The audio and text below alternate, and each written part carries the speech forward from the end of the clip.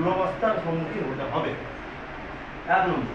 দ্বিতীয় কথা হচ্ছে হলো পরিবেশে শুধু আমরাই বাঁচব, একটা সাপ বা একটা পাখি বা একটা কুকুর বাঁচতে পারে না সেটা তো কোথাও লেখা নেই। কেউ কি বলে দিয়েছে যে রাস্তায় একটা কুকুর খাবারের খোঁজে আসে? ওরা আমাদের আপনাদের মতো চাকরি করে না, ব্যবসাও করে না, ওদের তো খাওয়ার দরকার আছে, খাওয়ার তাগিদ আছে।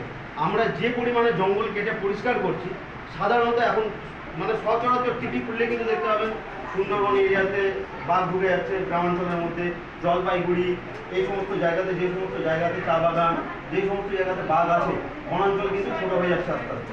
এই না যে সাপটাকে আমরা লাঠি দিয়ে মেরে ফেলেছি, কোথাও লেখা নেই যে সাপটা রয়ে গেল বলে, কারণ ওদের বুদ্ধি, মানুষ তাদের বুদ্ধি আছে, আর বাকি যেগুলো প্রাণী বা জীবজন্তু আছে তাদের বুদ্ধি কারো ক্ষীণ, কারো একটু বেশি। তো সেই জন্য বাড়িতে সাপ ঢুকে গেলে যে সাপটাকে মেরে ভাগিয়ে দিব, এটা ভুলটা করবেন না।